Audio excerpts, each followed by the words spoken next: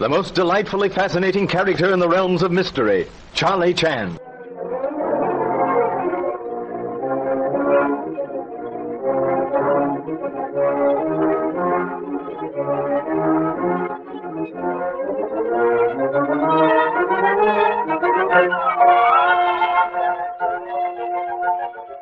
Charlie Chan is engaged in one of the most baffling murder mysteries of his long career. At Pine View, near beautiful Lake Tahoe, Landini, the noted opera singer, has been murdered. Of clues, there are none. Of motives, plenty. Ward, owner of Pine View, Ryder, Swan, and Romano, all at various times married to Landini, hated her. Leslie Beaton, too, hated Landini because the singer had attached herself to Leslie's brother, Hugh, a promising young singer. The greatest advance made in arriving at a solution is the discovery that the shot heard by all was not the shot which killed Landini.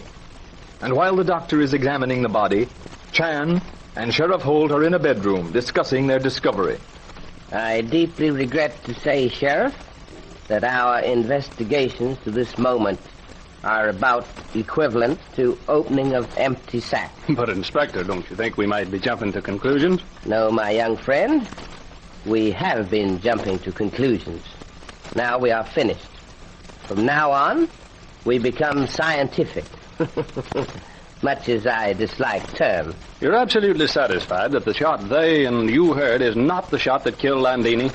Even the certainty that at the end of road we shall lie with the bones of our forefathers is not more certain. Observe, Miss Beaton is sitting in Mr. Ward's room. Shot is drowned by noise of Landini's playing over house. Murderer leaves study by balcony door, locks same behind him or her, and makes escape by room formerly used by Madame Landini. But, Inspector, he couldn't. Or she. Do not dismiss possibility of she. All right. He or she couldn't do that without being seen by Leslie.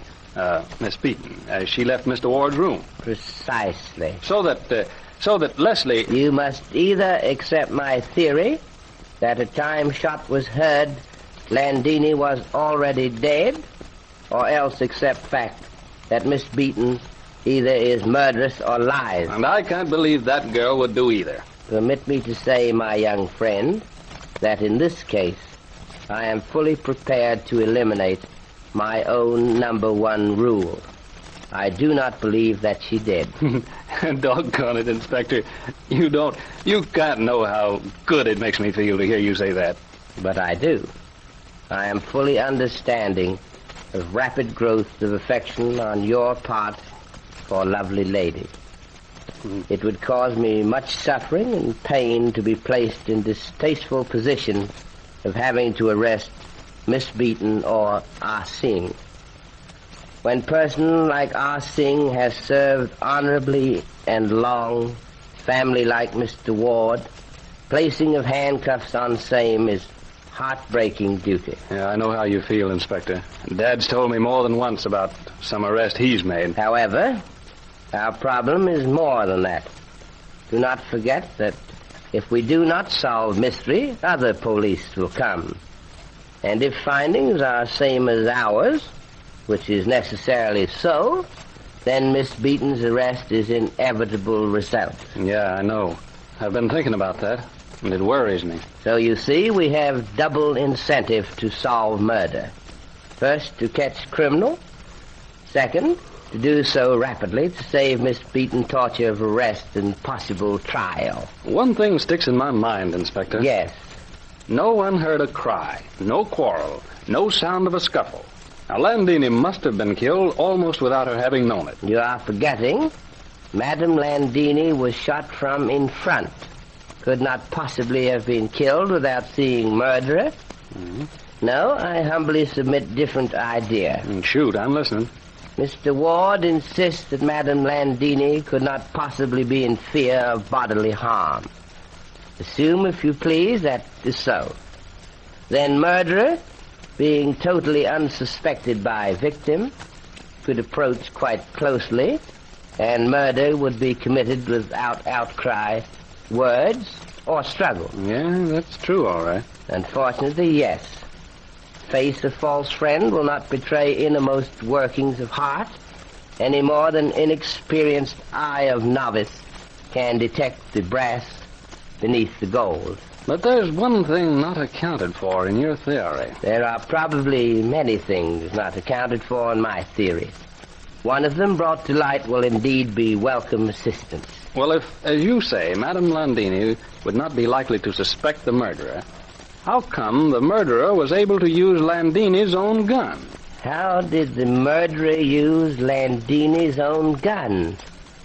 Sheriff, you have administered to this blundering Honolulu detective well-deserved reproof.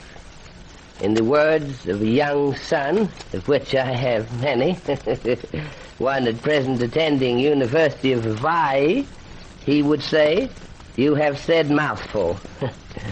Come, the doctor. He should have finished examination of body by now. We will go to study and investigate that statement you have just made, which is somewhat in nature of proverbial bombshell.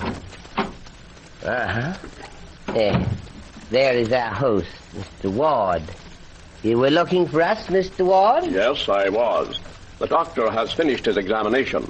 He asked if he could talk to you. Yes, we were on the way to study at this precise moment. Tell me, Inspector, are you any nearer a solution? So sorry, Mr. Ward, but if truth were known, we are farther from solution. I'm afraid I don't quite understand you. In privacy of study, I shall explain. I note Cecile are seen in passage. Better for a moment that this remain our secret. Oh, hello there, Doc. Finished? Yes. Do come in, please. Well, I've made an examination, although the coroner will, of course, want to make another. Poor Landini.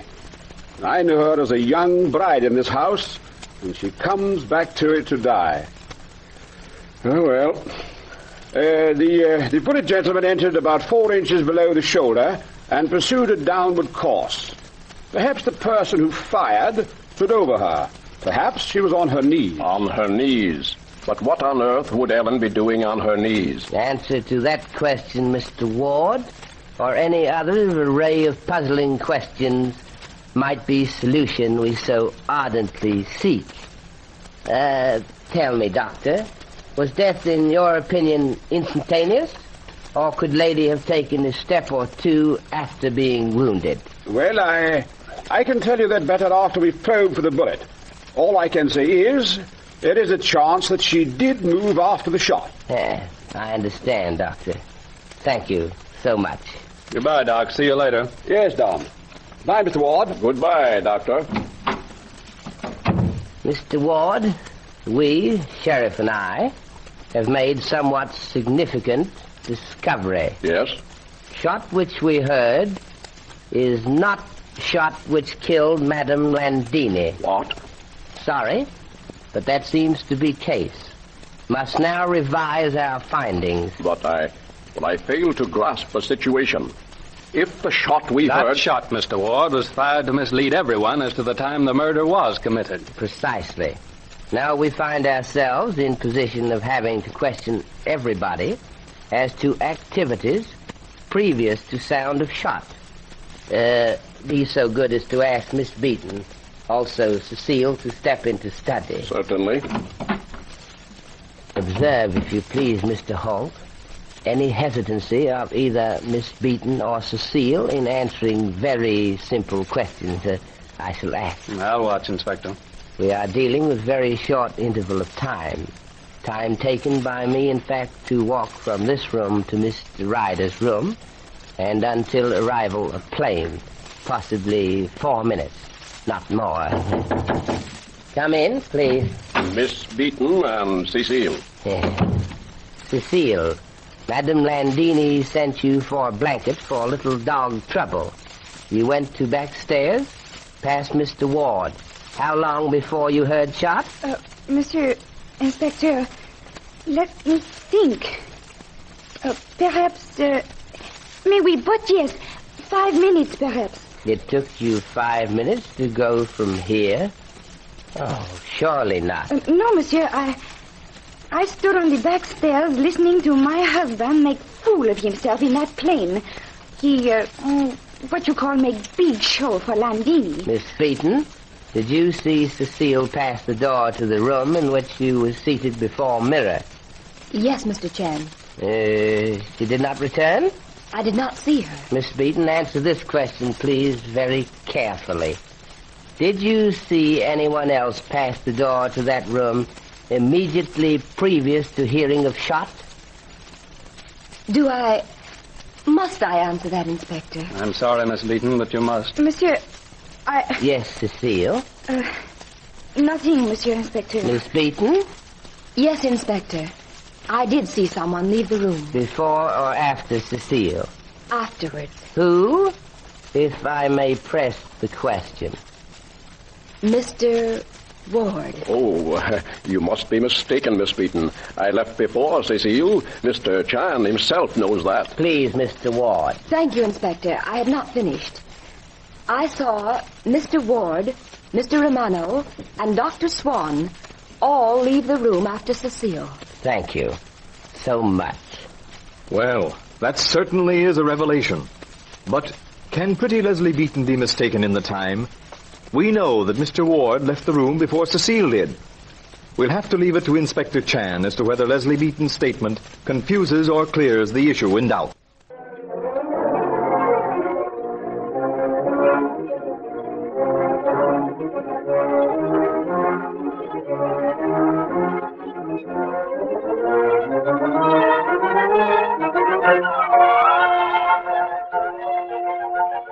Mr. Chan, we all admire your ability to pick the apt Chinese phrase to suit the occasion.